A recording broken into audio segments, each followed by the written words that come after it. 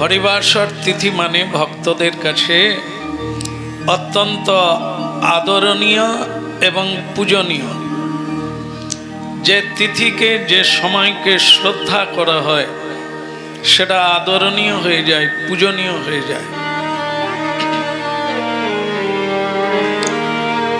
হরিবাসর প্রতিদিন করা যায়, কিন্তু আমাদের সুযোগ হয় না, অন্যের সঙ্গে হরিবাসর করতে হয়।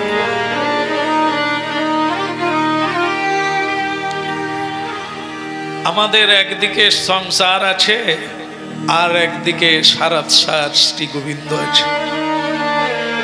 আমাদের দুই কুল রাখতে হয়, গোবিন্দকেও রাখতে হবে, আবার তো সেটা রাখতে গেলে সব সময় হরিবাসর হবে না, মাঝে মাঝে হবে। আবার একাদশী দিন ক ঘন্টা শুধু সন্ধেবেলা 24 ঘন্টা হলে কি হবে? আমরা কিন্তু 24 ঘন্টা করতে পারবো না। 12 ঘন্টা কাজ করব, 6 ঘন্টা ঘুমাবো, বাকি 6 ঘন্টা কৃষ্ণ নাম করব নাকি? হয় কারো 6 ঘন্টা? 3 ঘন্টা ঘাড় নাড়ছেন, আপনারা 12 ঘন্টাই করেন। আরে 24 ঘন্টা তো না খেয়ে আছেন, এটাও তো একটা একাদশীর অঙ্গ। না খেয়ে কে বাকিটা কর্ম করতেই হয়, না করলেই নয়। তো ঠিক আছে, কই বাত নেই। অন্যান্য শাস্ত্র স্বীকার করেন না, কিন্তু শ্রী রামকৃষ্ণ একটি কথা বলেছেন, একেবারে নিরাশ করেন না, যে আমাদের হাত কটা, যেমন দেখান,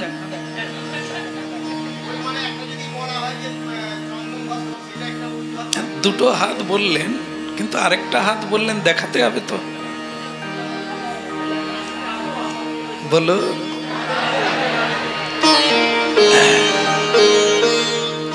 অজুহাত সকলের আছে কি?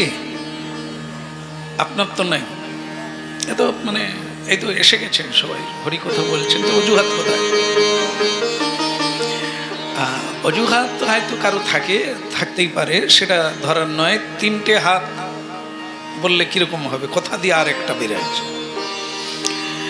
ঠিক আছে, 2টো হাত, কিন্তু 2টো হাতের আমরা কি করি? স্বয়ং ভগবানের সেবা করি, কিন্তু 2টো হাত দিয়ে কি করা যায়? 2টো হাত দিয়ে যদি মানে হরিবাসরের হরির সেবা করি, কৃষ্ণের সেবা করি, সাধুর সেবা করি, তাহলে সংসার কোন হাত দিয়ে করব? এই জন্য শ্রী রামকৃষ্ণ বলেছেন যে পরমহংসদেব, যে যখন কর্ম আছে কর্ম করো, আর 1 হাত দিয়ে গোবিন্দকে ধরো। 2টো হাতের 1 হাত দিয়ে গোবিন্দকে ধরে রাখো, আর 1 হাত দিয়ে কি করবেন? সংসার করেন। আর যখন সংসারের কাজ মিটে যাবে, অজুহাত মিটে যাবে, তখন কটা হাত? তখন তো 2টো হাত ফ্রি হয়ে যাচ্ছে, তো তখন গোবিন্দের সেবা।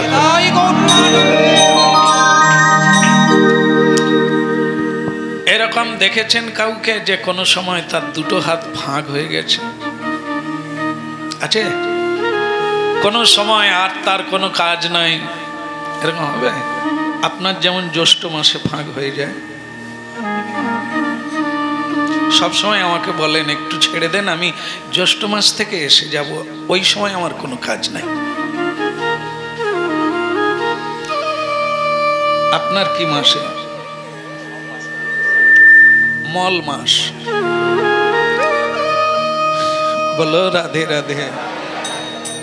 তাহলে যাই হোক, বিভিন্ন প্রকারের অজুহাত থাকলে যার থাকবে তার থাকবে, কিন্তু হরিবাসর ক ঘন্টা? 24 ঘন্টা। তো যেদিন আমরা ধীরে ধীরে করে পুরার দিকে যাব, পুরো বাড়াতে বাড়াতে ভগবানের কাছে পুরো হরিবাসর, তো সেদিন হবে হরিবাসর। আজকে কিন্তু হবে না, কারণ আমরা পুরোটা ওনার সঙ্গে থাকতে পারি না। চিন্তনও আসে না, মনও লাগে না এবং সেবাও করি না। এই জন্য একাদশী পুরোটা হয় না। যদি এখন আমরা কৃষ্ণ কথা শুনি, তাহলে আমরা দিন রাত্রি শুনি না কেন? আজকের দিনের জন্য খুব লাগছে, ওদের লাগে না কেন? একটু মাইক বলো, বলো। হাসতেও কষ্ট হচ্ছে এখন। ঠিক আছে, কোই বাত নেই। রাধে রাধে।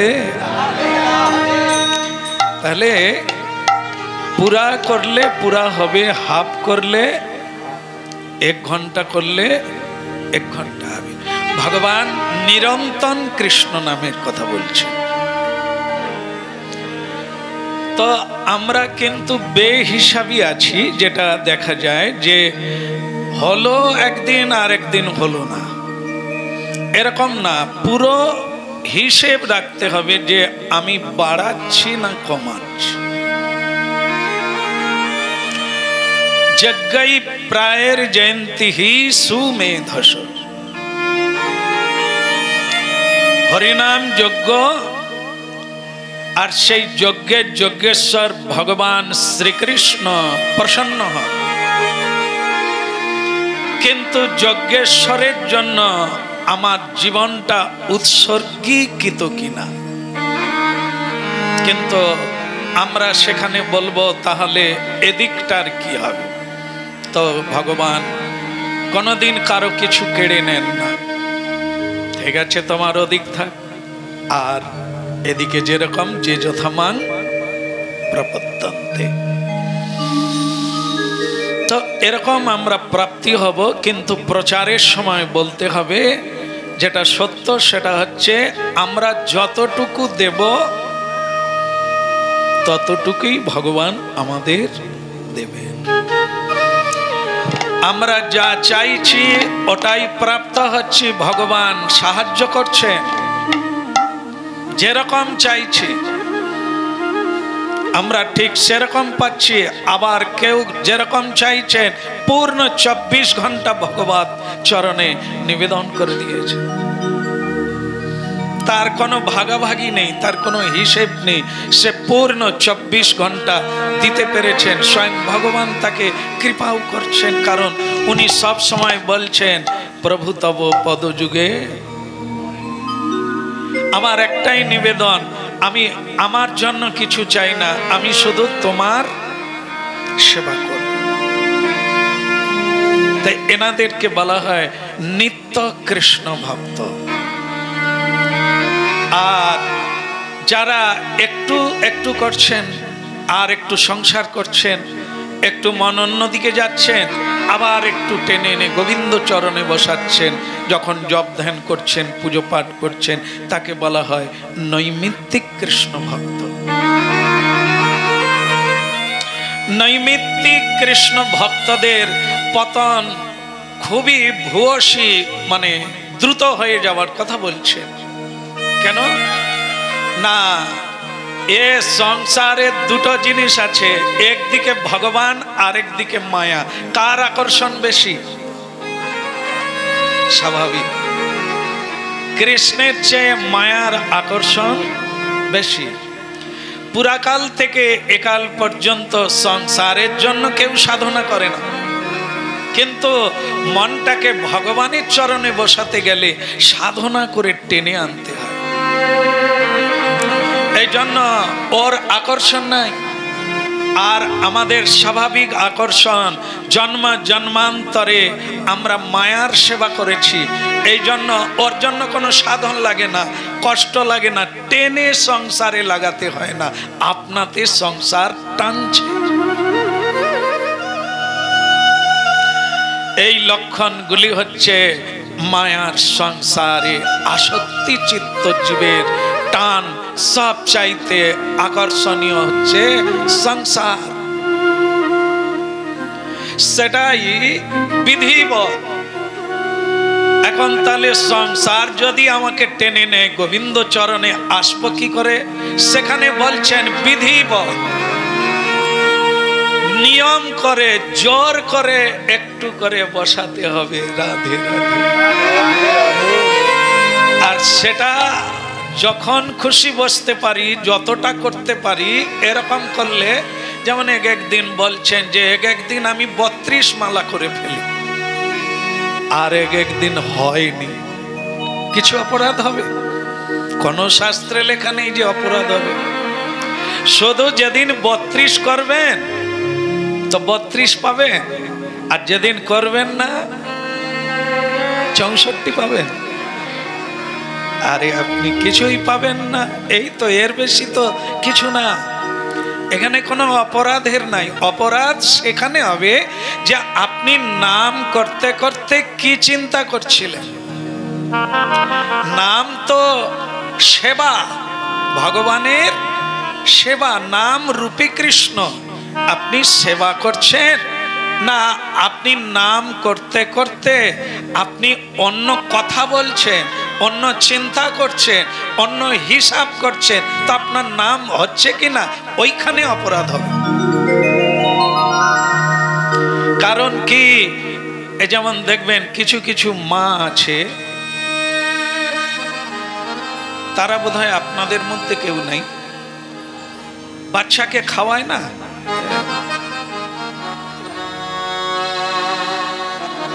এরকম করে খাওয়াচ্ছে আর ওদিকে কথা বলছে, আরে সেটা নিয়ে আয় না রে, এই খাবারটা কোথায় যাচ্ছে? তার কখনো নাকে দিয়ে দিচ্ছে, কখনো চোখে দিয়ে দিচ্ছে, কখনো কানে ঢুকিয়ে দিচ্ছে। কারণ লক্ষ্যটা কোন দিকে?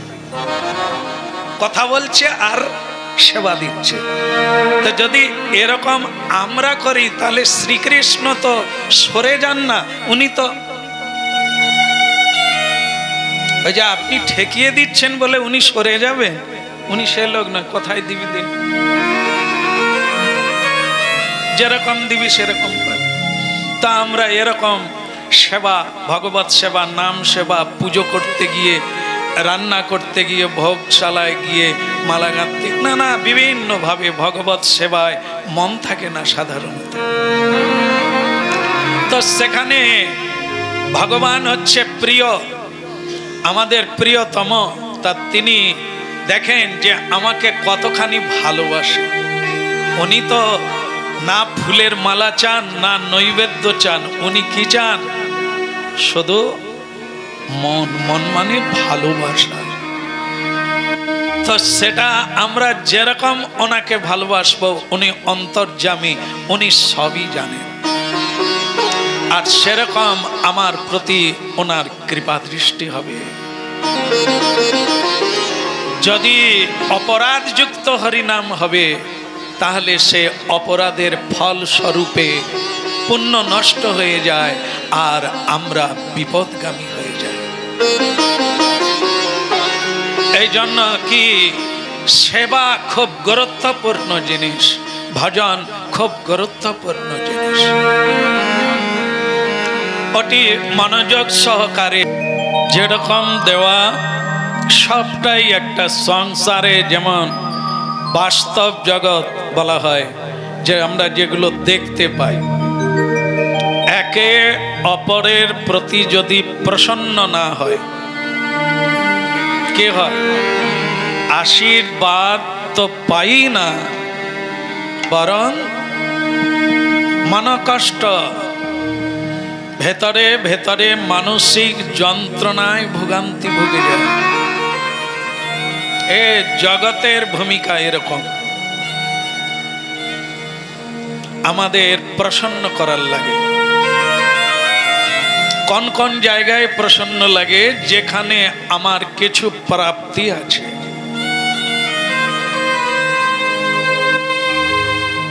যেগুলো কেবল একটু স্নেহ প্রাপ্তি আছে, একটু শ্রদ্ধা প্রাপ্তি আছে, কৃপা প্রাপ্তি আছে, এই জায়গাগুলোতে আমাদের প্রসন্নতার জন্য অনেকগুলি পয়েন্ট আছে। কিছু দেওয়ার লাগে, কিছু বলার লাগে, কিছু করার লাগে। এগুলোর দ্বারা ভূয়সী আমরা আশীর্বাদ প্রাপ্ত হয়ে যাই।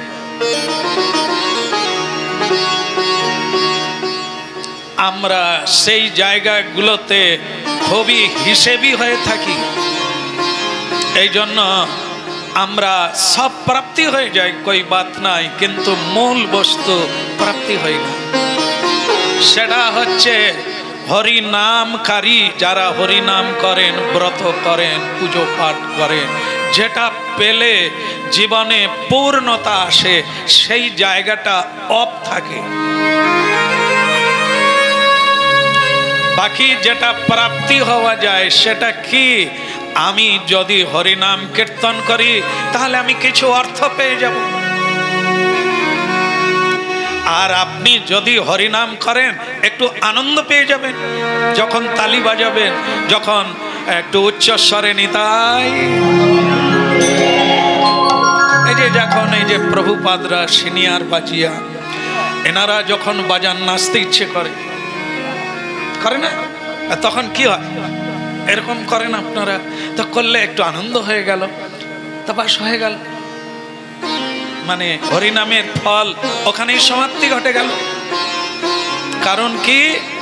শ্রদ্ধা যুক্ত হরিনাম নয়, অসুয়া আমাদের মধ্যে তো অশ্রদ্ধা যুক্ত হরিনাম। অশ্রদ্ধা যুক্ত হরিনাম কি করে হলো? আমি কোনো সময় দিতে পারবো না, সময় হলে করব, না হলে আপনি কি শ্রদ্ধা করেন, গুরুত্ব দেন? না না, সময় যদি হয় করবে, আর যদি সময় না হয়, তা আপনার যে এরকম গুরুত্ব দেখে স্বয়ং ভগবান বললে ওনার আমাকে হলেও হয়, তাহলে আমার গেলেও হয়।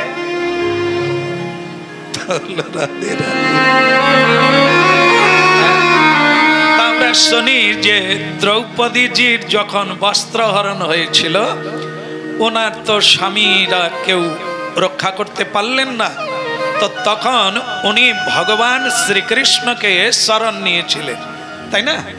তো নিয়েছিলেন, উনি প্রথমে এক হাত তুলে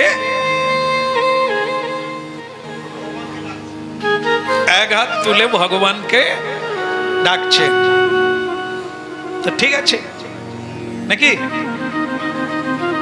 আরে শুরুতে তো হলো, যদি দু হাত ফাঁক না থাকে,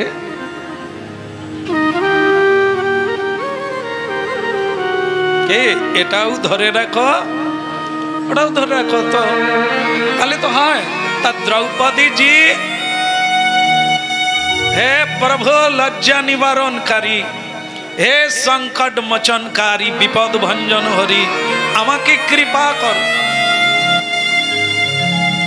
তো স্বয়ং ভগবান ওনার ডাক শুনে, মানে উনি তখন ভগবান সেবা নিচ্ছিলেন, সেবা ভোজন, তো সেই ভোজন বন্ধ করে দিলেন।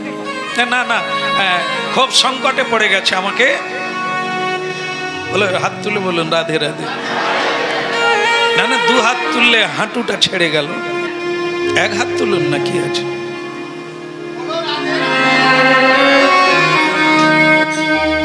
সঙ্গে সঙ্গে আপনাদেরটাও তো করে নিতে হবে, কে কো হাত তুলে। হ্যাঁ, তাহলে দ্রৌপদীজির আহ্বানে স্বয়ং ভগবান শ্রীকৃষ্ণ করুণাময়, এমনি দয়ালু যে উনি ভোজন বন্ধ করে দিলেন, করে দিয়ে ছুটলেন, আমাকে ডাকছে, যেতেই হবে, ওকে কৃপা করতে হবে, সাহায্য করতে হবে। ভগবান কৃপাময়, তার সাহায্য প্রার্থনা করছে। তো ভগবান হাফ রাস্তায় এসে গেলেন, আর দেখলেন দ্রৌপদীজি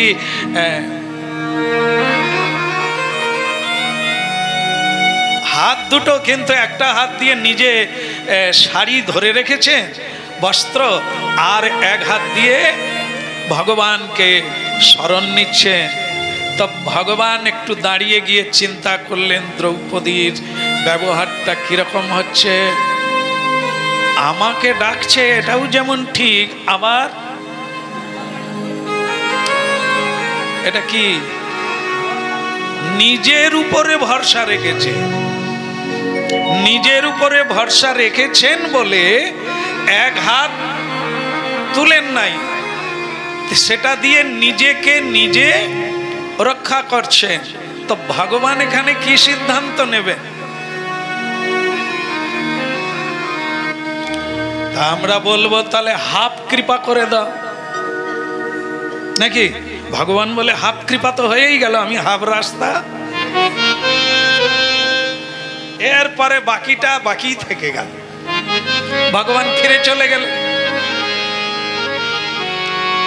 রুক্মিণী দেবী ইতস্তত হয়ে জিজ্ঞাসা করলেন, ভক্ত রক্ষা হয়ে গেল? বলেন না না, আমার একটু ভুল হয়েছিল। সে তো আমাকে চাইছে না, নিজেকে নিজেই রক্ষা করছে। তখন আমি গেলে হয়তো জিজ্ঞাসা করবে তোমাকে কে ডাকে।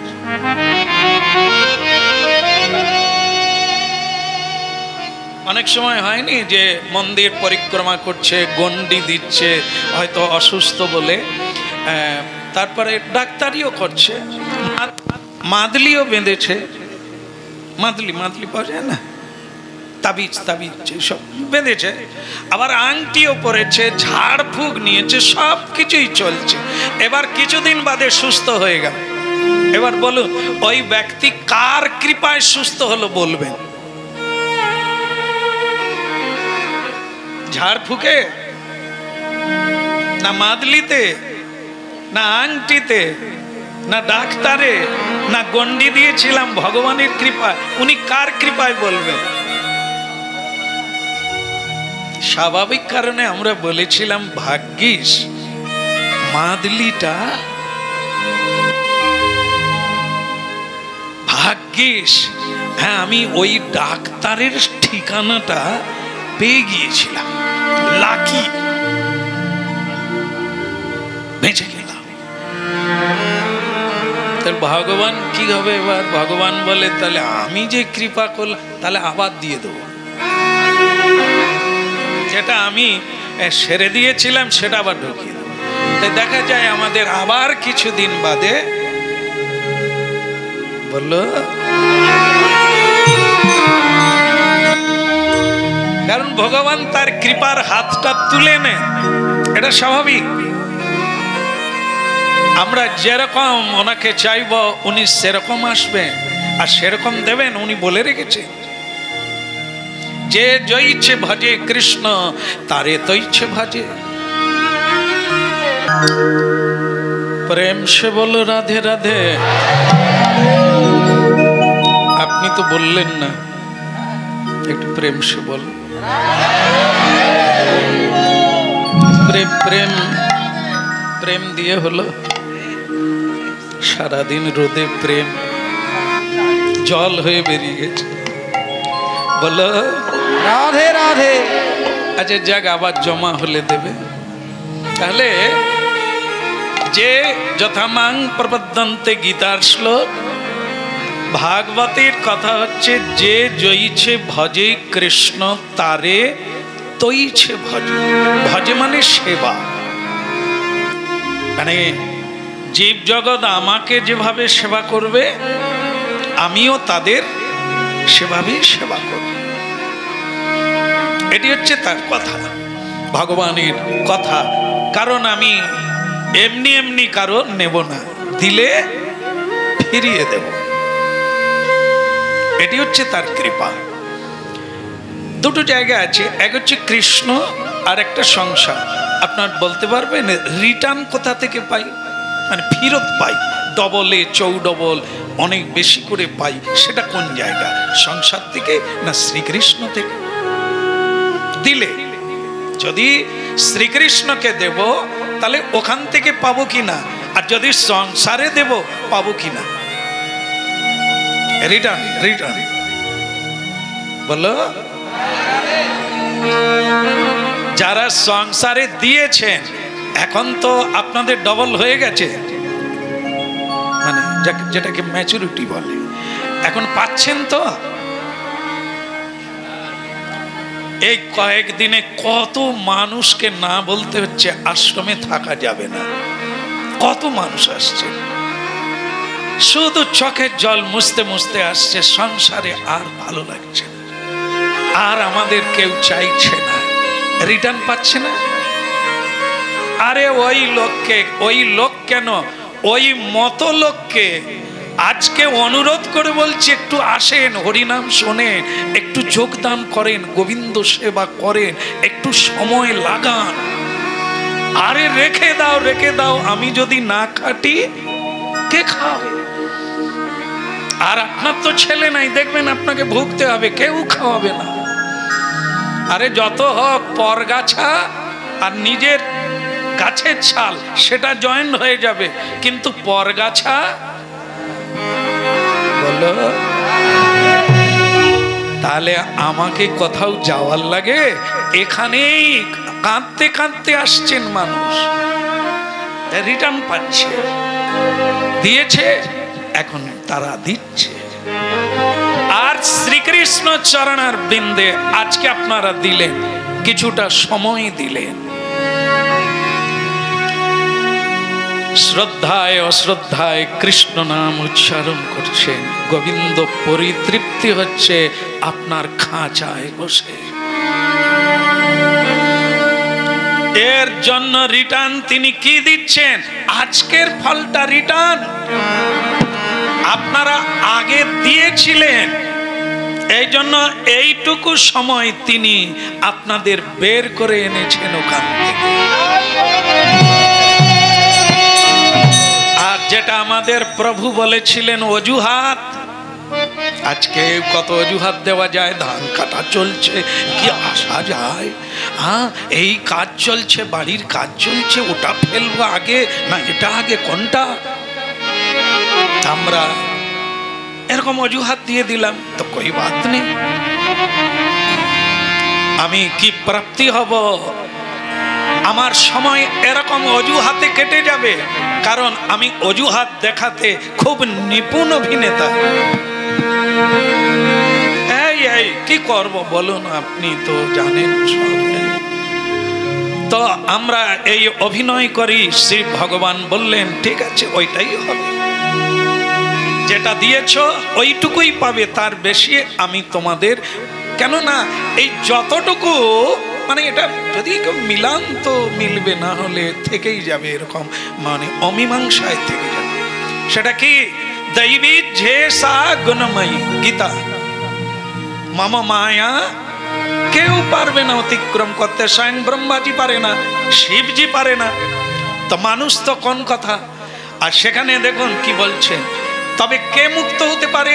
মামে বজে প্রপত্ত, যে আমাকে শরণে আসে, যে আমার শরণে আসে, রক্ষা করো বলে কাঁদে, মায়া কর্তৃক আমি মোহিত হয়ে গেলাম, প্রভু রক্ষা করো, এরকম শরণাগতি ব্যক্তিকে মায়া মুক্ত করে তার চরণে টেনে নিয়ে আসে।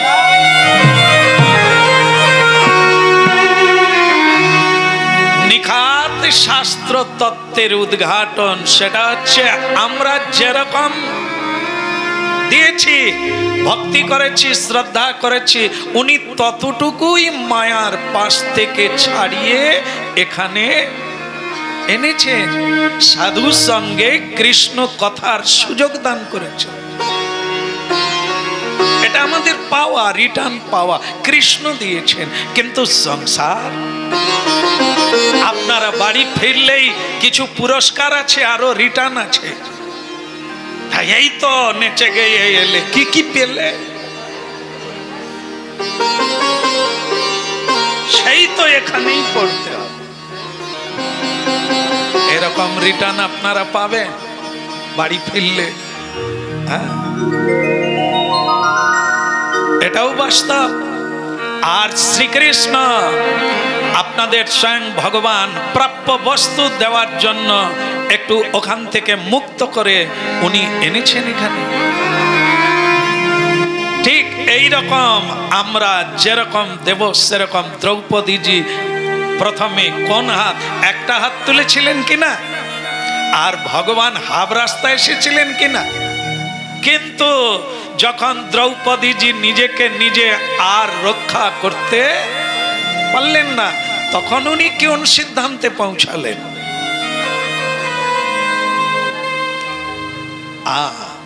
আমাদেরও সময় আসে, এরকম সিদ্ধান্ত নেওয়ার সময় আমাদেরও আসে। কখন আসে? এই যখন রিটার্ন প্রাপ্ত হবে।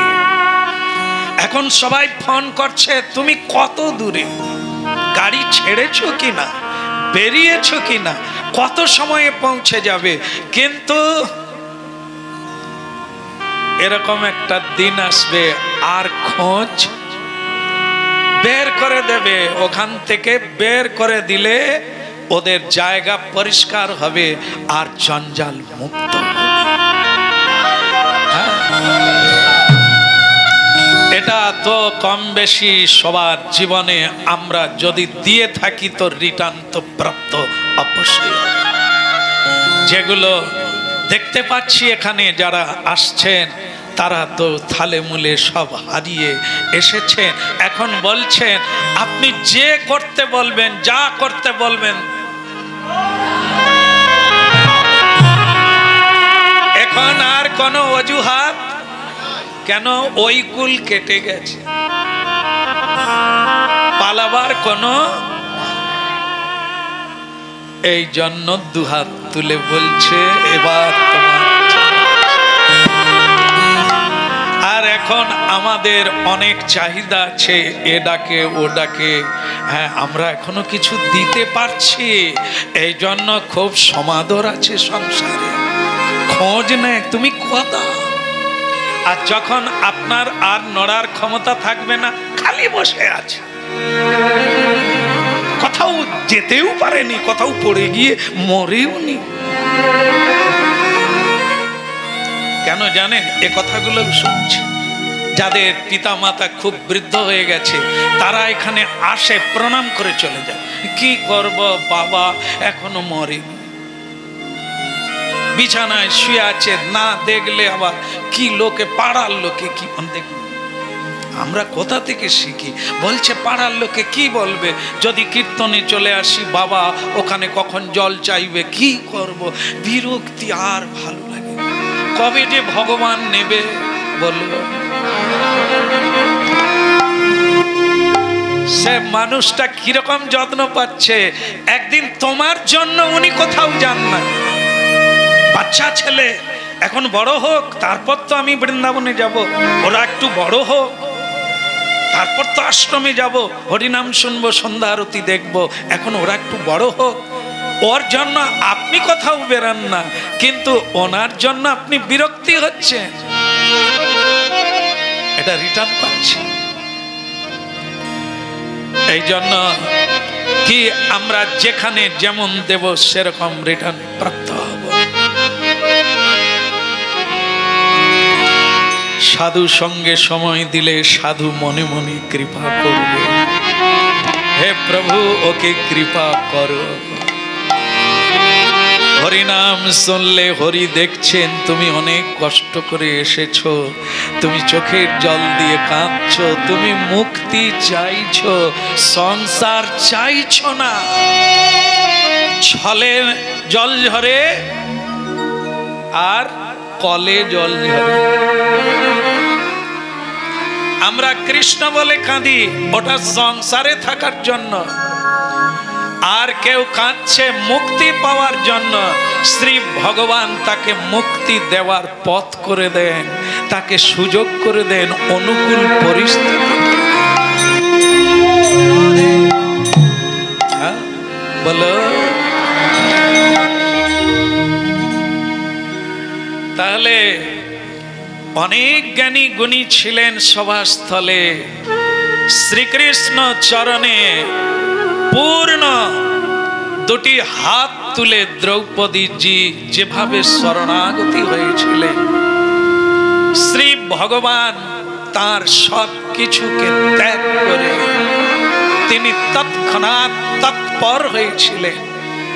তৎপরও ভাবে তক্ষুনি, যেখানে থেকে যানবাহনে আসতে গেলে অনেক সময় লাগে, কিন্তু তৎপরও ভাবে শ্রীকৃষ্ণ তড়িৎ গতিতে উপনীত হতে পেরেছিলেন ভক্তের আহ্বান।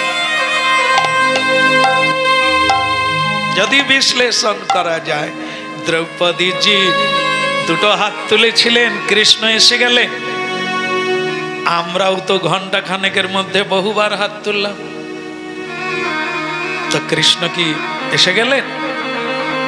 কেন আসে না? আমরাও হাত তুলছি,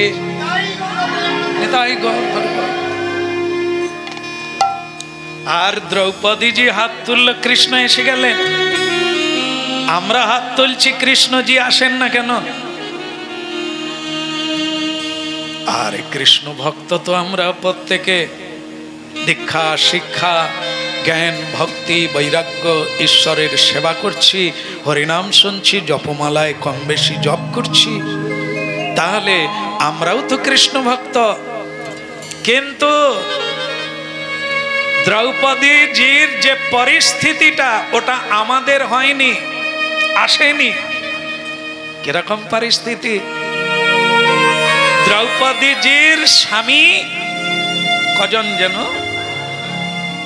पंच स्वामी पंच पांडव, महान महान वीर, धार्मिक ज्ञानी प्रज्ञा,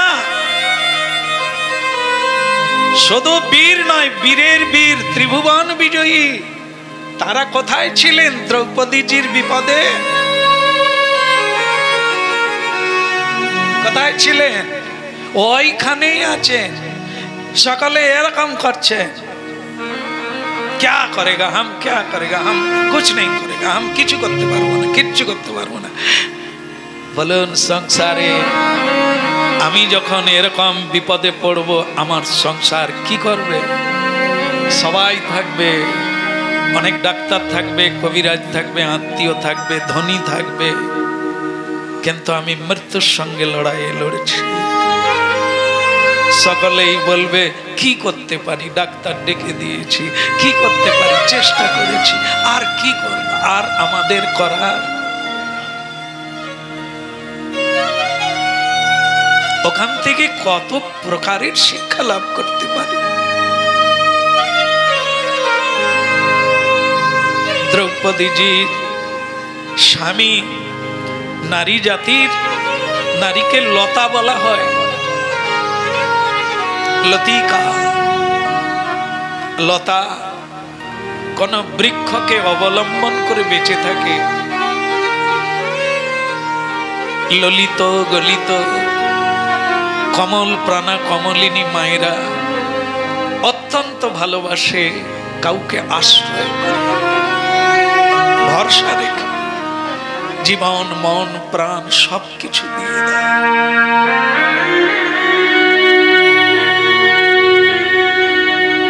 কিন্তু কতখানি ভুল, কারণ সেই স্বামী আমাদের জগতে এত বলবান, এত বীর, এত বুদ্ধিমান, এত কৃষ্ণ ভক্ত নাই। পঞ্চ পাণ্ডব যত এগিয়েছিলেন, সেখানে তারা মাথা নিচু করলো, সাহায্য করতে পারলো না দ্রৌপদীর এই বিপদে। আমাদের সংসার পারবে?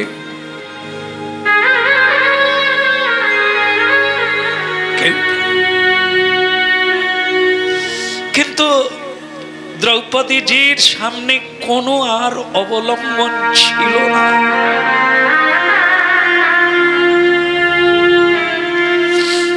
তিনি নিরুপায়, অনেকের কাছে সাহায্য চেয়েছিলেন, প্রার্থনা করেছিলেন, তাদের দিকে কেঁদে কেঁদে নিবেদন আবেদন করেছিলেন, কেউ তাকে রক্ষা করেনি, কেউ তাকে সাহায্য করেনি। এখানে জানিয়ে দেব, এই সংসার সবসময় এরকম। আমার প্রকৃত বিপদে কেউ আসবে না।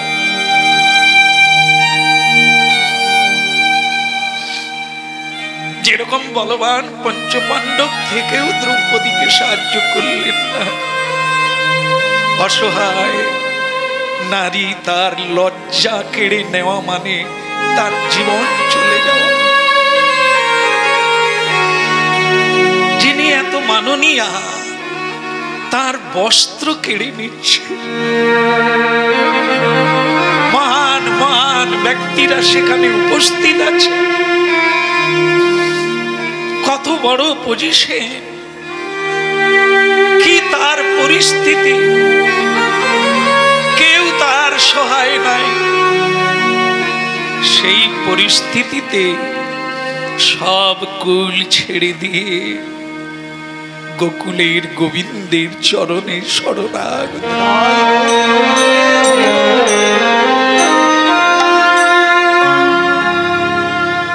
রাখো না রাখো জয়ী ইচ্ছা।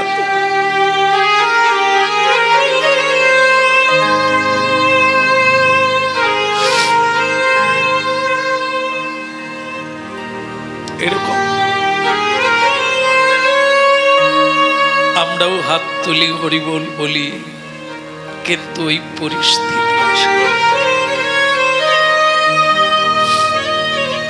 আমরা অর্থের উপরে নির্ভরশীল, জনমানবের উপরে নির্ভরশীল, নিজের উপরে নির্ভরশীল, কিন্তু ঈশ্বরের উপরে। এই জন্য এ হাত তোলায় সে হাত তোলায় তফাৎ আছে। আসে সাধক জীবনেও আসে, কোনো জন্মে আসবে। যখন এই যে এখানে ভাগবত দৃষ্টান্ত আছে,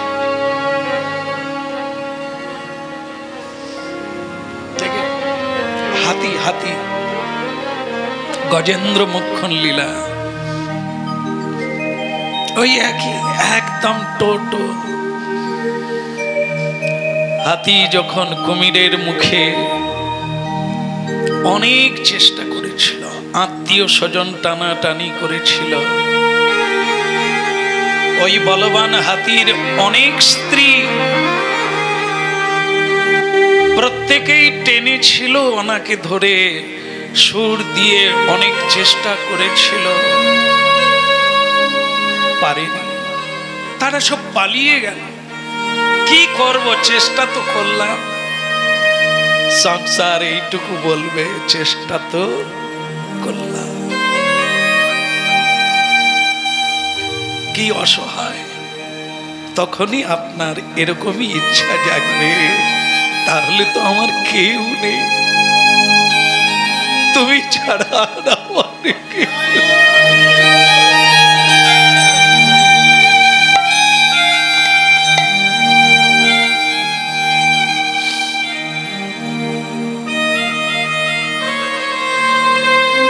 এরকম পজিশন না এলে না বাড়ি আসবে নয়নে, না শ্রীকৃষ্ণ কাছে আমার বার্তা পৌঁছাবে। শ্রীকৃষ্ণ অন্তর্যামী, অনেক দিন থেকে আমার পরীক্ষা নিচ্ছে। আমার অনেক পাওনা হয়ে গেছে, দিতে তো হবে। যে জয়ীছে ভজে কৃষ্ণ তারে তৈছে। তাই স্বয়ং ভগবান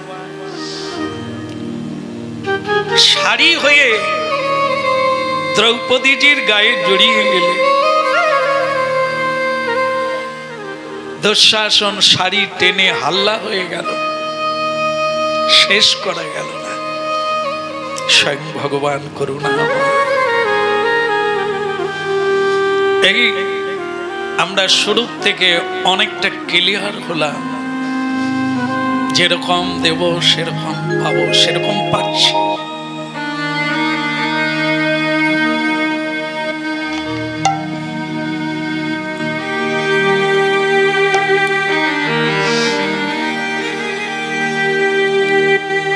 শ্রীকৃষ্ণ কথামৃত শুনতে শুনতে অনুরাগ জন্ম নেয়।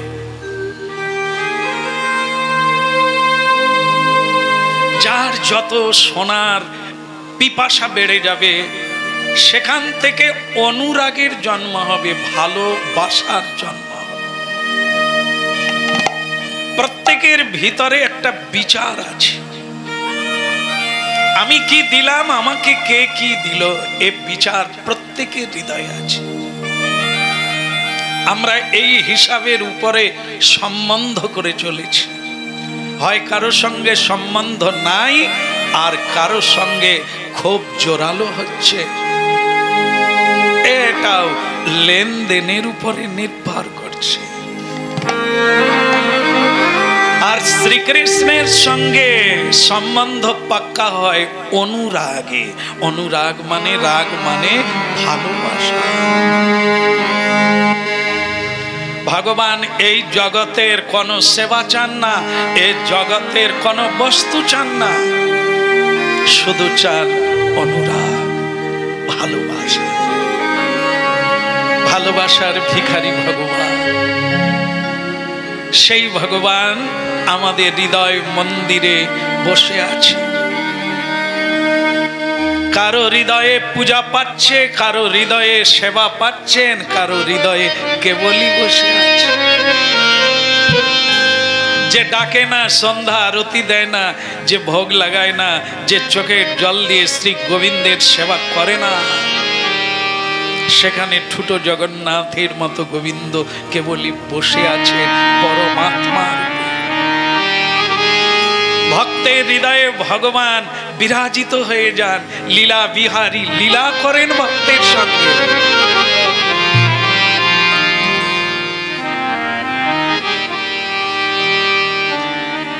সারা জীবন তো কৃষ্ণ সেবা হলো। সনাতন গোস্বামী সেবা করছেন, তার ভাঙা মন্দিরে মদন গোপাল বসে আছে আর বলছেন, নুন তুমি আনবে ভিক্ষা করে, ওটা করতে হবে না, তুমি যদি অনুমতি দাও আমি নুন জোগাড় করব। কে বলছে? অনুরাগের উপরে নির্ভর করে। সনাতন কোথায় বকে দেবে যে তোমাকে লাগবে না, তুমি যাও।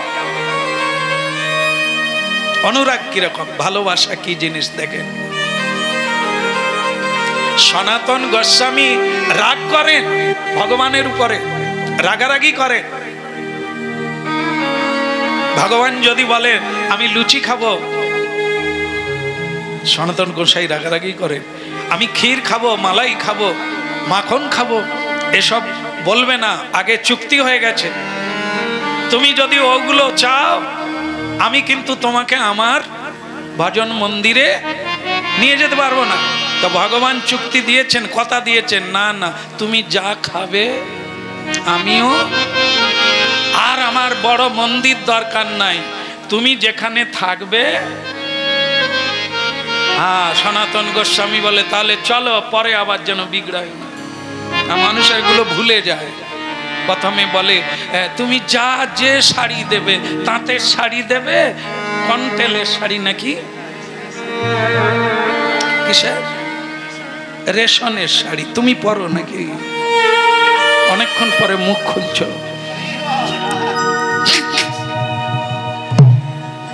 ও মুখ খুলে না, কারণ যখনই খুলে দিয়ে দিত, ওই জন্য ঘা খেয়ে গেছে, এখন আর মুখ খোলে না। এই যে খুললো, দিয়ে দিলাম।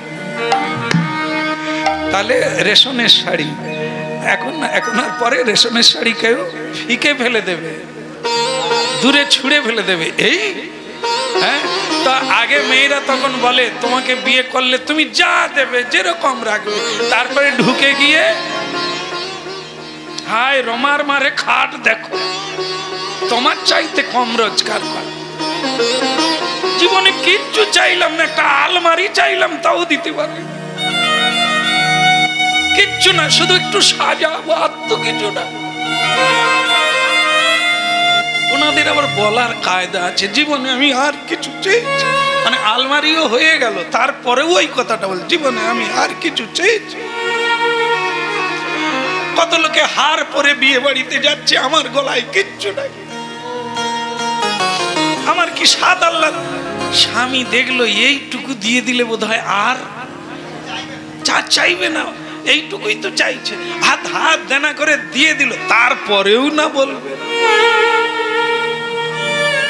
সকলকার ঘরে একটা ফ্রিজ আছে, আমার ঘরে একটা ফ্রিজ নাই, প্রতিদিন রান্না করতে হয়।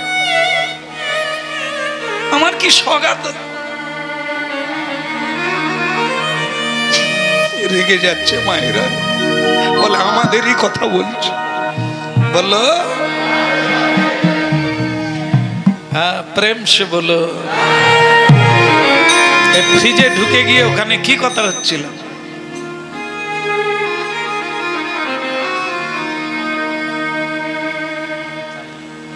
মুখে যা খাবে, তুমি যা খাবে আমিও, তুমি যেখানে থাকবে। সনাতন গোস্বামী আবার ঘুরে বলে দিলে পরে আবার যেন উল্টো পাল্টো না। তবে চল, সনাতনের ভাঙা ঘরে এলো, বেশ কিছুদিন চললো, কিন্তু কৃষ্ণ তো ভয়ে কিছু বলতে পারে না, যদি বলে বেরিয়ে যাও। ভগবানের কিরকম ভয়, এর নাম অনুরাগ, ভালোবাসা। ভগবান ভয়ে ভয়ে বলতে পারে না। একদিন এরকম অর্ধস্ফুট কথা কি বলছে, আনুনা।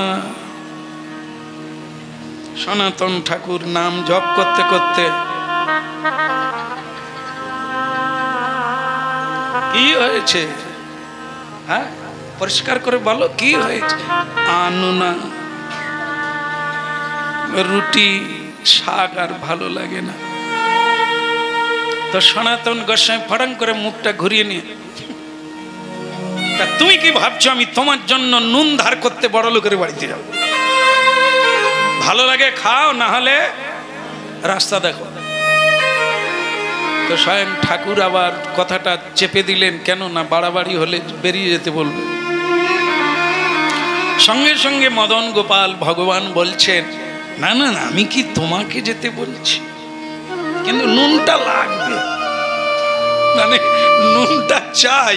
তাহলে কি আমি তোমাকে বলছি যে জব টপ বন্ধ করে দিয়ে তুমি নুন চাইতে যাও লোকের বাড়িতে?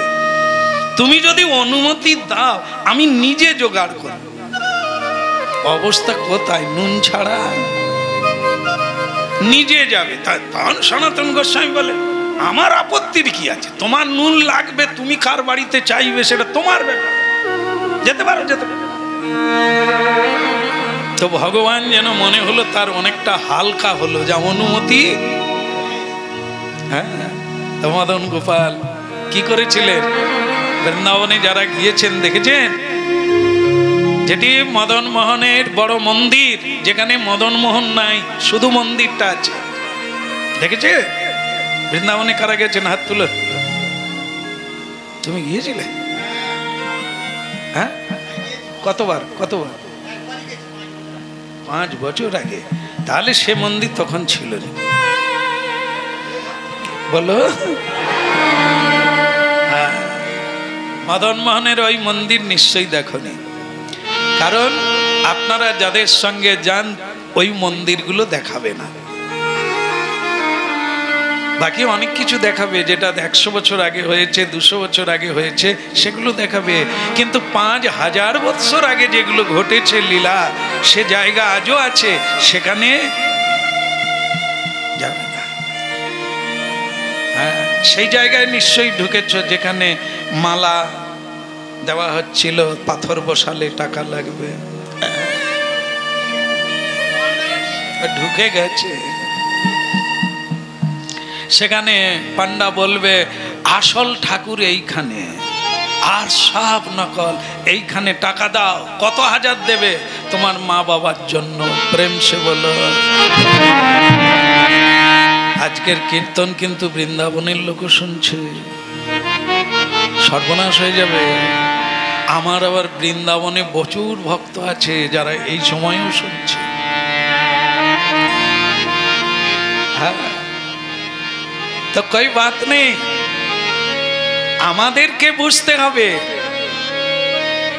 ব্রজবাসীর সঙ্গে ব্রজ দর্শন করতে হয়, ভক্তের সঙ্গে তীর্থে যেতে হয়, ভক্তের সঙ্গে হরিকথা শুনতে হয়, ভক্তের সঙ্গে মহাপ্রসাদ পেতে হয়। কেন এগুলো সঙ্গের কথা বলছি? তাহলে আমরা ঠিক জিনিসটি অনুভবে আনতে পারব। স্বয়ং মদন গোপালজি গঙ্গার তীরে গেলেন, মানে যমুনার তীরে গেলেন। যমুনার তীরে তখন এক লবণের জাহাজ যাচ্ছে। জাহাজ বুঝেন তো, ছোট ডিঙির মতো, নৌকা নয়, বোট নয়, জাহাজ। লবণের জাহাজ, শুধুই লবণ আছে। সেটা এক সওদাগর নিয়ে যাচ্ছেন কোন এক শহরে, যেখানে বিক্রি হবে আর প্রচুর লাভ পাবে। যাচ্ছে, আর মদন গোপাল যমুনার তীরে নুন খাবে দাঁড়িয়ে আছে বেচারা। একটু নুন পায় না, নুনের জাহাজ যাচ্ছে। কি আশ্চর্য দেখুন। মদন গোপাল দেখলো নুন খেতে গেলে জাহাজ আটকাতে হবে। বাস দিল, জাহাজ চরে লেগে গেল। চর বুঝেন তো? কি করে বুঝলেন? আপনারা কি চরে ঠেকেছিলেন? জীবন তরীয় চরে ঠেকে আছে, না নৌকা এগোচ্ছে না নৌকা চলছে। বলো, তাদেরকেই জিজ্ঞাসা করলে কি বল, কেমন আছো? কেটে যাচ্ছে নৌকা, তো ওদিকেও যাচ্ছে।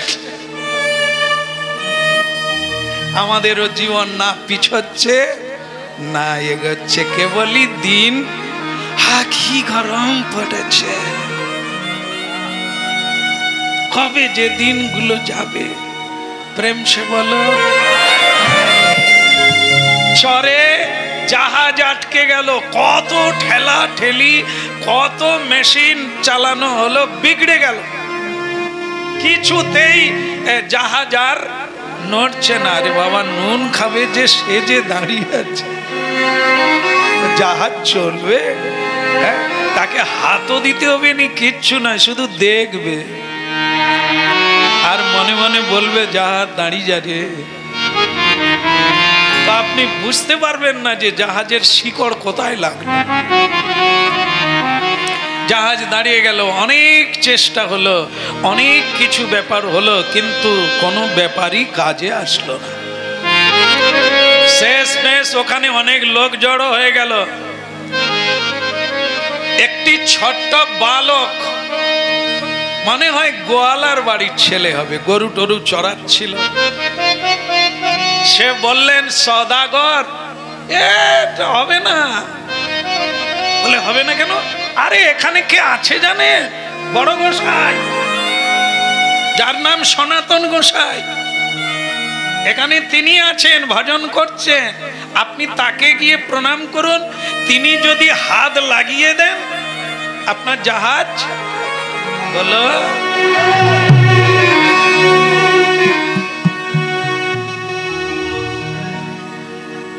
আচ্ছা, এটা কিরকম হলো? অমিল ঘটলো না? কি অমিলটা হলো খুঁজে পাওনি? অমিলটা কি? যিনি জাহাজ আটকালেন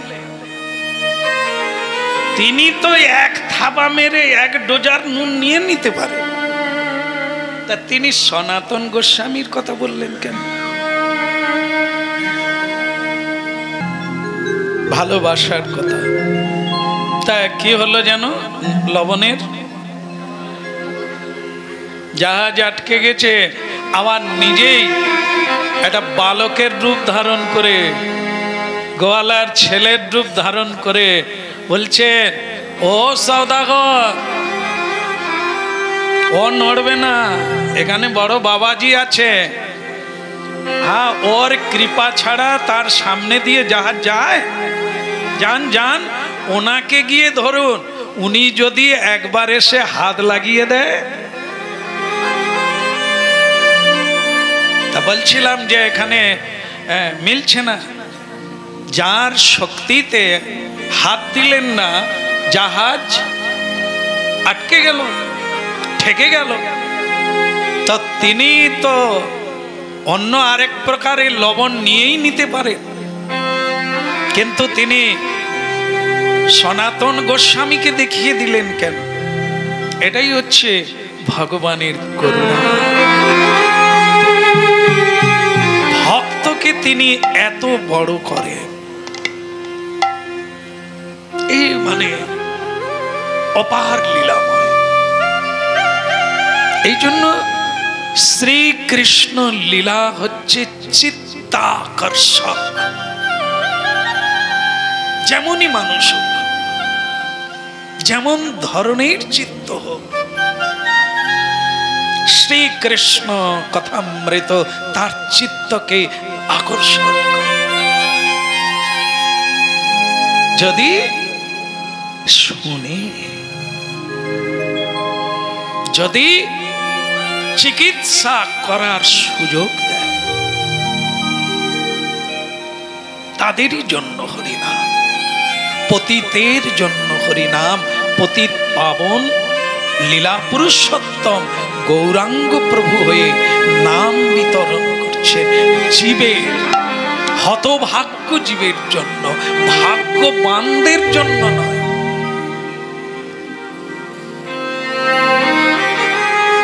ভক্তকে বড় কে করে?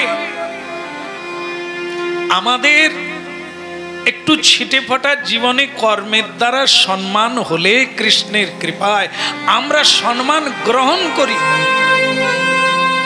মানে লোকে নমস্কার করছে তো নমস্কার গ্রহণ করছি, লোকে উপঢৌকন দিচ্ছে তো গ্রহণ করছি, লোকে প্রশংসা করছে তো বসে শুনছি, মজা হচ্ছে, আনন্দ হচ্ছে। আর স্বয়ং শ্রীকৃষ্ণ তিনি সব কাজগুলিকে ভক্তের উপরে চাপিয়ে দেয়, যাতে ভক্তের মহিমা বৃদ্ধি হয়। তার জন্য তিনি কোনো কর্ম করেননি। যত লীলা করেছে সব লীলাগুলি ভক্তের জন্য।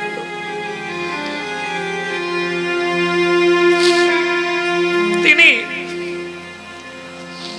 নিতে পারতেন, জাহাজ আটকে দেওয়ার শক্তি তার, সওদাগরকে আকর্ষণ করে আনা সে তো শ্রীকৃষ্ণ মহিমা। কিন্তু উনি ভক্ত সনাতনকে দেখিয়ে দিলেন, ওনাকে বলুন উনি স্পর্শ করলে তোমার জাহাজ চলে যাবে। সওদাগর বিলম্ব করলেন না, নিরুপায়ের উপায় পেয়ে গেলেন। খুঁজতে খুঁজতে বৃন্দাবনের কোন জায়গায়? সনাতন গোস্বামী একেবারে যমুনার তীরে। আজও সেই জায়গা আছে যেখানে সনাতন গোস্বামীর সমাধি স্থল, সূর্য টিলা। সেখানে তিনি ভজন করেছিলেন, তার ইচ্ছা সেখানেই দেহটা রাখবে।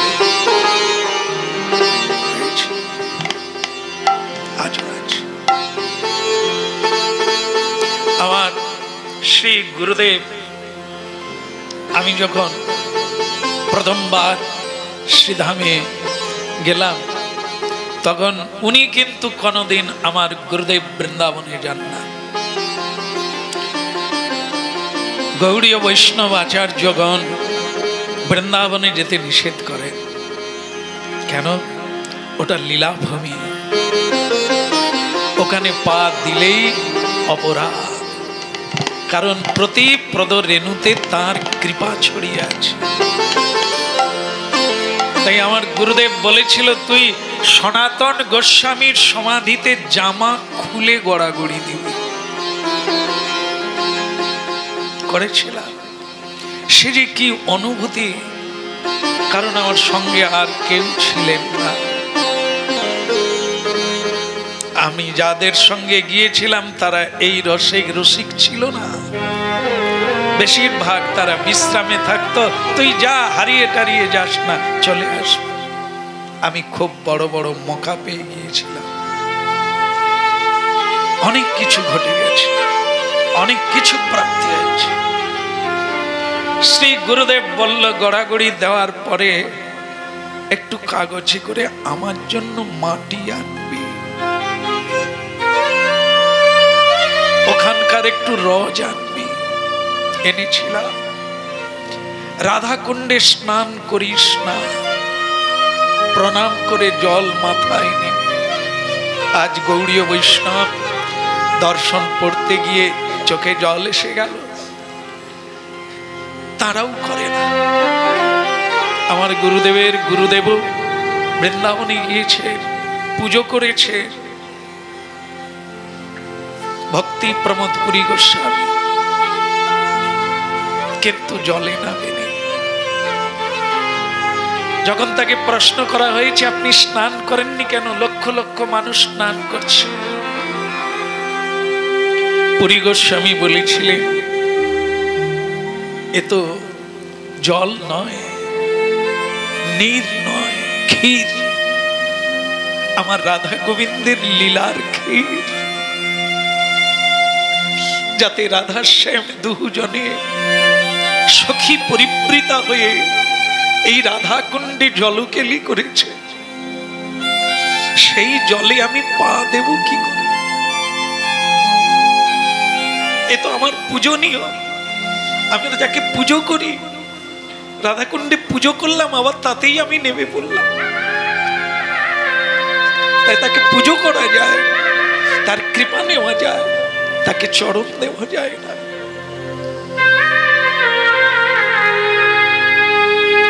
আমার শ্রী গুরুদেব এখন বুঝতে পারছি ধীরে ধীরে তিনি কি নির্দেশ কেন করেছিলেন। তিনি বলেছিলেন, আমার জন্য শিশিতে করে একটু জল আনবি, রাধা কুণ্ডের একটু বাড়ি আনবি। আমি করেছিলাম। উনি অত্যন্ত প্রসন্ন হয়েছিলেন, আমায় জড়িয়ে ধরে বলেছিলেন, তুই আমার ইচ্ছা পূরণ করে দে। আমার তো এ জন্মে আর বৃন্দাবন হবে না, তুই আমার ইচ্ছা পূরণ করে দিলি।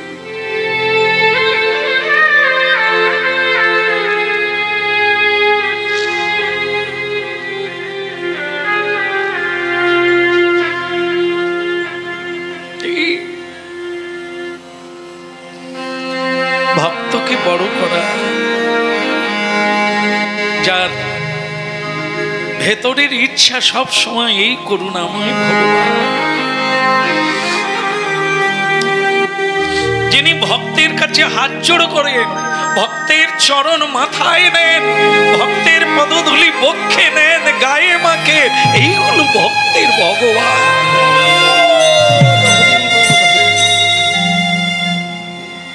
সনাতন গোস্বামীর কাছে সওদাগর পৌঁছে গেল। পৌঁছে গিয়ে,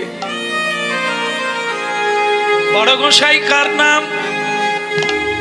এখানে বড় গোসাই কান, বড় গোসাই তখন এরকম, সনাতন গোসাই নাম করছে, কে কাকে চাই? পাগড়ি টাগড়ি দেখেই বুঝতে পারছে ব্যবসায়ী সওদাগর। তা দেখে বলছে, কি চাই? আপনার নাম বড় গোসাই? সেটা থাক, দরকারটা কি বড় গোসাইকে সেটা বলুন। আমার জাহাজ আটকে গেছে। বলে, আমি জাহাজের ক্যাপ্টেন না। চলো। আমি কে? জাহাজ আটকে গেছে তো আমি কে? মানে সাধুরা বিরক্তি বোধ করে।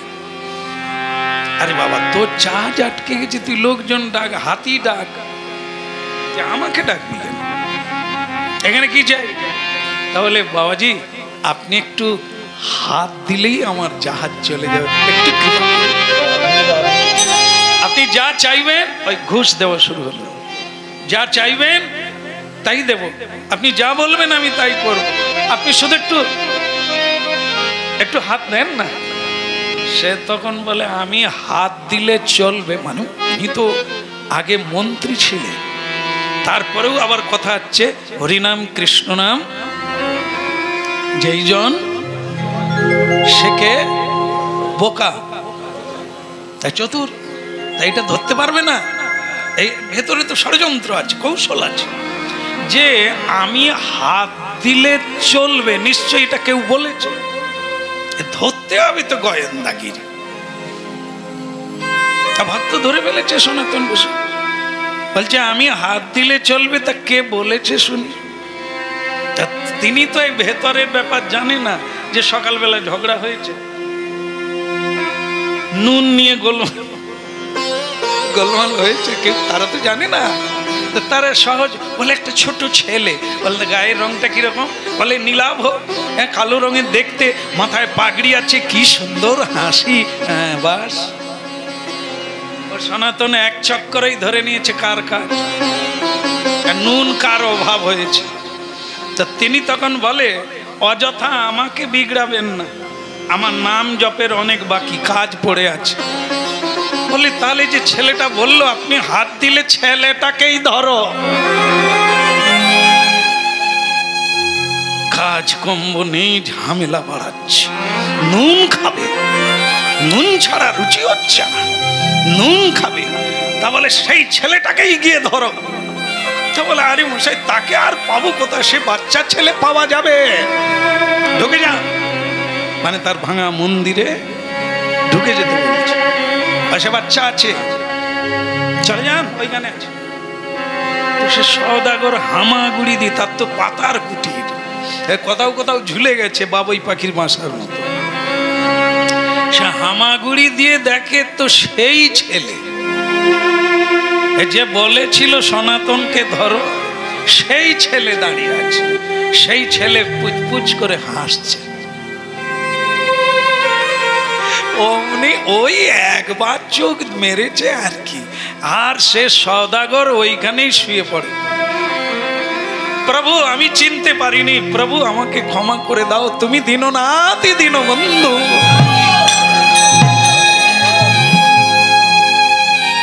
তুমি দয়ার সাগর, তুমি করুণার সাগর, আমি অতি পামর জীব, তোমায় ধরতে পারি না, তোমায় বুঝতে পারি না, আমার মতো অধম পতিতকে তোমার এত কৃপা প্রভু, এত দয়া প্রভু।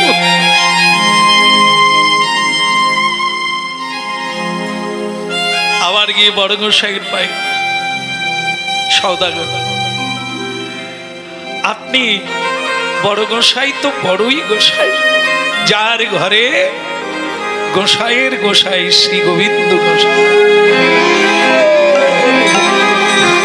বলুন আমার কাছে আপনি কি চান, আমি কি করে দিলে আপনি খুশি হবেন, আপনি যা বলবেন। সওদাগরের চিত্তকে আকর্ষণ করলেন গোবিন্দ, আর এখন তার হৃদয়ের অবস্থা কি, উজাড় করে দিতে চাইছে, এই হল কথা। এই সনাতন গোসাইকে দিয়েই তার হৃদয়ে পরশমণিকে দিয়ে স্পর্শ করিয়ে দিলেন, তার হৃদয়টা মণিতে পরিণত হল। সেই সওদাগর বলছেন কৃপা করুন, কৃপা করুন, আপনি যা চাইবেন তাই দেব।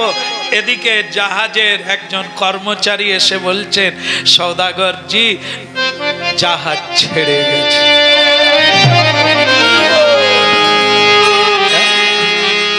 বলো বলো বর্ষানে বালি কি শ্রী রাধে, নুন পাওয়া গেল, কি কাণ্ড! লবণ নিয়ে এত কাণ্ড ঘটিয়ে ফেললেন ভগবান। জাহাজ ছেড়ে গেছে, সওদাগরজি জাহাজ ছেড়ে গেছে। যেই ছেড়ে গেছে বললেন, সওদাগরজি বললেন যে বড় গোসাই আমি কথা দিলাম আজকে লবণের যা লাভ হবে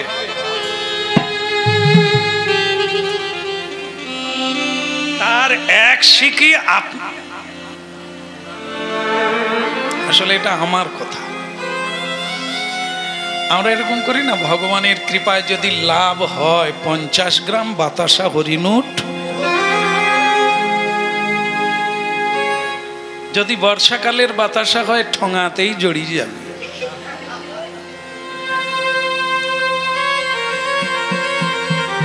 এক যেন না ডুবে। ঠাকুর বলে তাহলে বৃষ্টিটা একটু ধরে রাখি, ধানটা উঠুক, নিশ্চয়ই বৈষ্ণব সেবা টেবা দিবে। ওমা কথা, সব তুলে নিয়ে বস্তাবন্দি করে বিক্রি করে দিল, দিয়ে বৌমার জন্য নেকলেস বললো। এটা হচ্ছে আমাদের ভালোবাসা। ঠাকুর তোমার কৃপা যায়। এবারে এক মুঠো ধান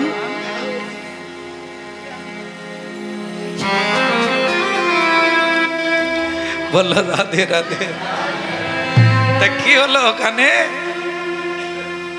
বলছেন আমার যদি আজকে আমি যাচ্ছি, যত লাভ হবে সেই লাভের অর্থ আমি টোটালটাই এখানে মন্দির বানিয়ে দেব। নিতাই গৌর। তো সনাতন গোস্বামী অনুমতি না দিলে আবার মদন গোপালের পা বাড়ানোরও কোনো উপায় নাই। তো উনি জানতে পেরে গেছেন, এই জন্য বলছেন গোসাই তাহলে তাই করি।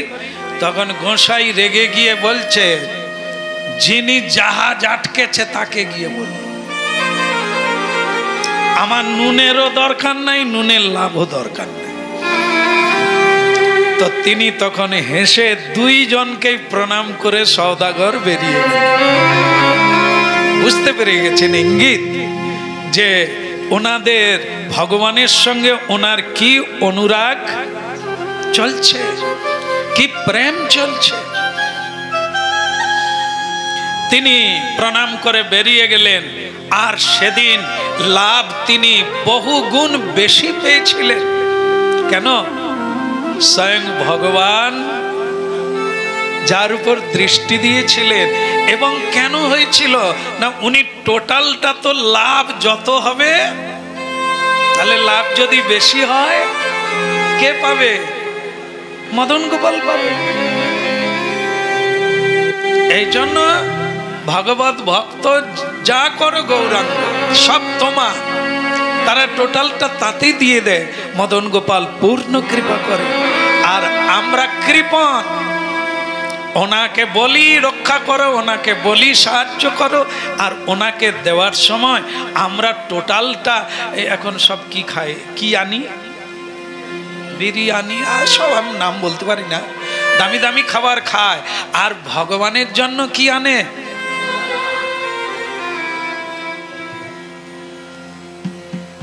বললো এখনো নাতি খেতে পারে না।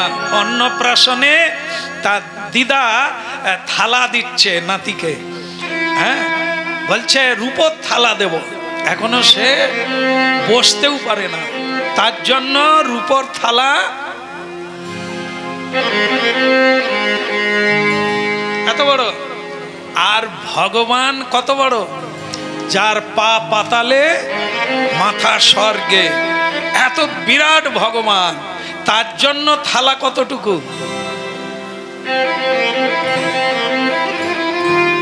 এই যে কোন কারখানায় তৈরি হয়েছে, এর থেকে মারাত্মক ব্যাপার আবার গ্লাস, তাই আঙুল ঢুকবে না, মাজার কোনো ব্যাপার নেই। ভগবান বেশি জল খেলে কিছু হতে পারে, ওই জন্য গ্লাসও যেমন তার থালাও তেমন। আমাদের কাছে ভগবান কিরকম, এক একজনের গোপাল আছে দেখবেন, সে কিরকম ধনবান লোক, সে একটা গোপাল কিনছে আর একটা মানে তাকে ওই যে চুল পরে না, সে চুল এমন পরে দিচ্ছে গোপাল পুরা দেখা যায়। সে যে গোপাল আছে না কে বসে আছে বোঝাও যাচ্ছে না, তো সে এত ছোট, অত ছোট কেন, আর খরচা করে কি ছোটটিও গোপাল।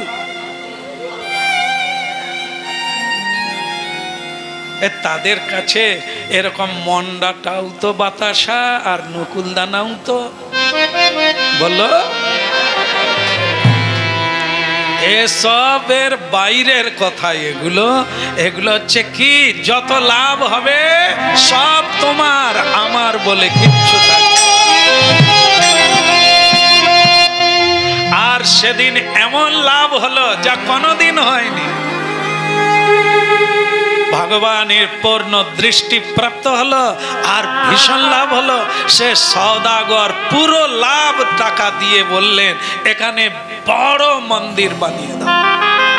যে মন্দির আজও গিয়ে দেখবেন কি বিশাল মন্দির,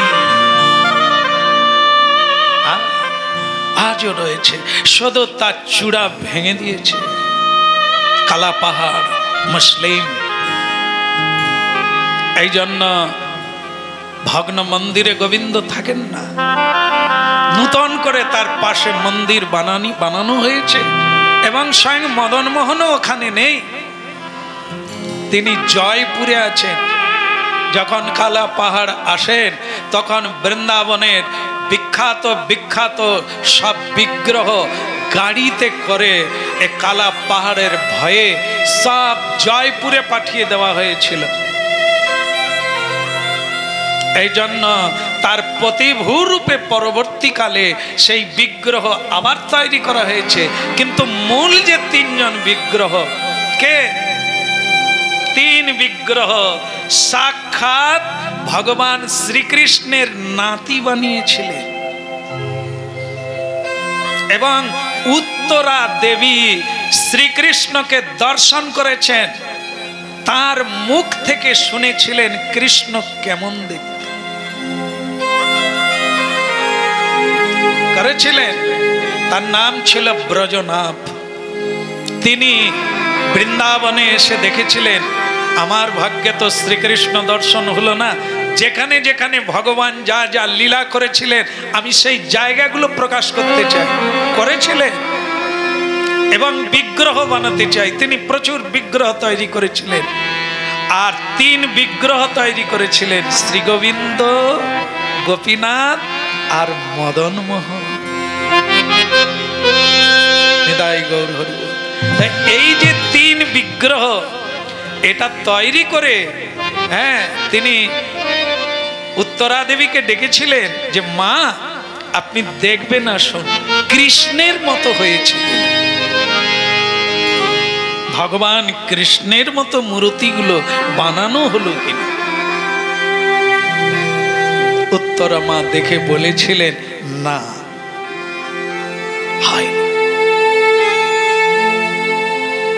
কোন বিগ্রহ পূর্ণ কৃষ্ণের মতো নয়। তিনজন মিলে কৃষ্ণ। কেন না, কারো মুখমণ্ডলটা কৃষ্ণের মতো, কারো চরণটা কৃষ্ণের মতো, আবার কারো বক্ষটা কৃষ্ণের মতো। এই জন্য বলা হয়েছে বৃন্দাবনে গেলে এই তিন বিগ্রহ দর্শন না করলে পূর্ণ কৃষ্ণ দর্শন। তার মধ্যে মদন মোহন একজন। তা স্বয়ং ভগবান সেই মন্দিরে প্রতিষ্ঠিত হলো। সওদাগর সে খরচাও भी দিলে, মহোৎসব করতে যা লাগবে তাও আমার খরচা। আর এখানে নিত্য একজন পূজারী থাকবে, প্রতিদিন কীর্তন হবে, প্রসাদ হবে, ভাগবত হবে, সব ব্যবস্থা করে দিল। কোথায় ছিল? ভাঙা ঘরে হামাগুড়ি দিয়ে সওদাগর ঢুকেছিল পাতার ঘরে। আর এখন সেখানে কি হলো? গগনচুম্বী মন্দির। ঢাক ঢোল ঘন্টা কীর্তন হরিধ্বনি উলুধ্বনি।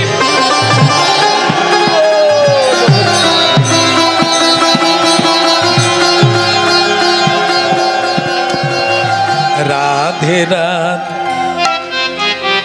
রাধা রানী কি জয়, মহারানী কি জয়। রাধা রাধা রানী কি জয়, মহারানী কি জয়।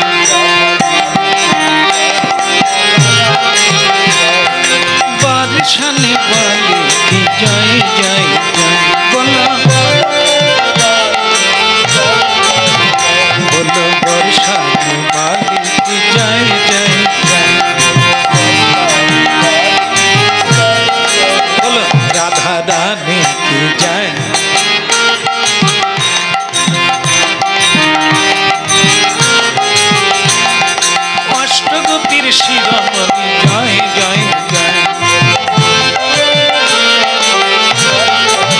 ও রাধা রানী জয়, মহারানী জয়, রাধা রানী জয়,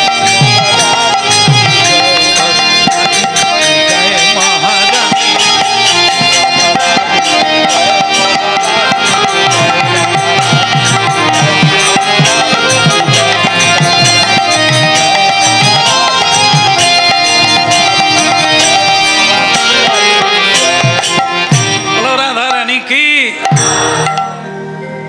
ভালো লাগছে?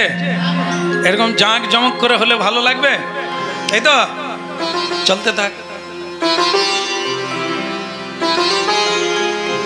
খুব বাদ্যি বাজনা বাজিয়ে প্রতিদিন পুজো হচ্ছে।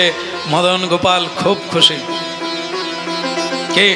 সনাতন গোস্বামী ও আরতি টারতি কিছু করে, তিনি আর পূজা টুজো করেন। তো পূজারি রাখা আছে, দামি পূজারি, সে মানে ভীষণ দামি ধুতি টুতি পরে। দেখেন না কিছু কিছু ব্রাহ্মণ আছে,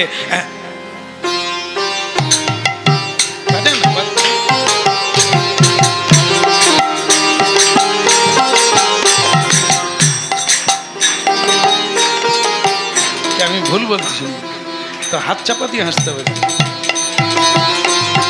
আমার চেয়ে বেশি করে ব্রাহ্মণেরা। দুর্গা পূজায় দেখেন না ঘাম ঝরে যায়। মা দুর্গা বলে আরতি করে না, নিজে নাচে। আরতিতে নাচতে নাই, বডি নড়বে না, মাথা নড়বে না, আসনের বাইরে যাবে না, আসনের উপরে দাঁড়িয়ে স্থির পুতুলিকার মতো শুধু হাতটা নড়বে, বডি নড়বে না। আর আমরা বলি কি সুন্দর ঠাকুর মশাই এসেছে,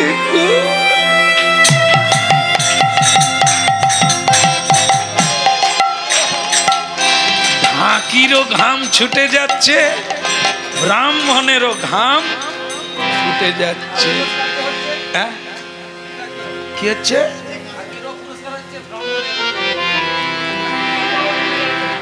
এই জন্যই এত ভালো বাজায়। যেখানে দর্শক থাকে ও গিজ্জে গিজড়ি করে, আর যেখানে কেউ থাকেনি সেখানে খোলও বার করেনি, ভালো খোলটা বার করেনি।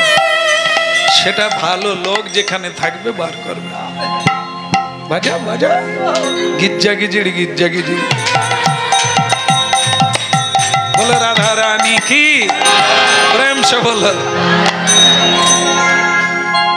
তো স্বয়ং সনাতন গোস্বামী তার যে ছেঁড়া কাঁথা টাঁথা ছিল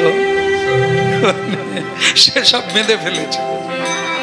মানে পুটলি করে, যেরকম সাধুদের কাঁধে থাকে একটা হালকা ঝুলি, তা সে বেঁধে ফেলেছে। তো সেই তখন মদন গোপাল বলে এর সর্বনাশী কি করে আবার সব গুছি ফেলে গেল। ও গোসাই, কে মন্দিরে ঢোকো। আমি তোমার কে? আমাকে ডাকতে হবে না? তুমি আবার কোথায় চলে যাচ্ছ? আমি কোথায় যাব তা তোমার কি যায় আসে? নুন পাওয়া গেছে? হ্যাঁ, আমি তো শুধু অবাক হয়ে যাই যে তুমি নুন চাইতে গিয়ে কি চেয়ে বসলে, কি চলছে? গরমের সময় আমি তোমাকে আমার আঁচল দিয়ে হাওয়া দিতাম, আর এখন মাথার উপরে আমাকে আর লাগবে? তুমি তোমার খাও, ক্ষীর ভোগ খাও, রাজভোগ খাও, আর গিজ্জা গিজি। নানা বাদ্যি বাজনার দ্বারা আরতি হচ্ছে, ভোগ লাগছে, বিশাল রাজস্বিক ব্যবহার করো, রাজস্বিক ব্যাপার চলুক। আমি আর এখানে এক বিন্দু সময় থাকবো না, কারণ এখানে যদি থাকি আমি আমার হরিনাম ভুলে যাব। কারণ কি, লুচি যদি খাই, লুচির ঢেকুরটা কার পেটে উঠবে? আমারই তো। লুচি খেলে কি হবে?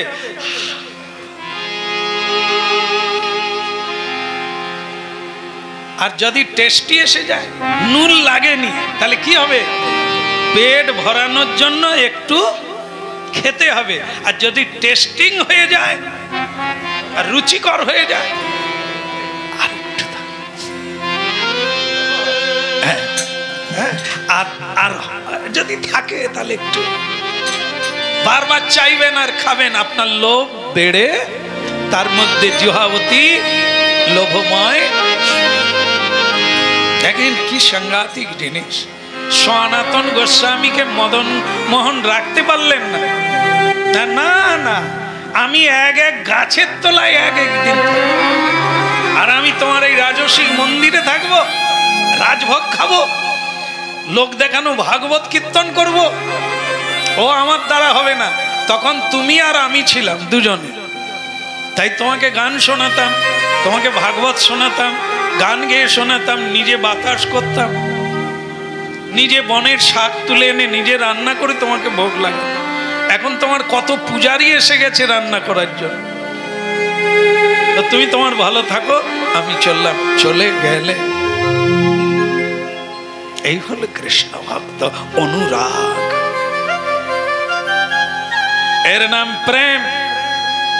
যেটা আমি তোমার সেবা করতে পারি না, এখানে আমি থাকবো কেন?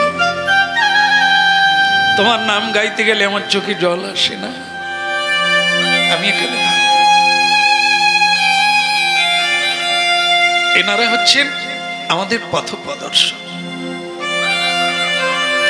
আমরা অনুরাগের জমিতে পৌঁছাতে গেলে আমাদের এইভাবে কঠিন জীবন যাপন করতে হবে, কঠোর ভজনে নামতে হবে, না হলে অনুরাগ আসবে। ভেতরে অনুরাগ এলে বাহিরে চোখে জল আসবে, প্রেমে বিগলিত।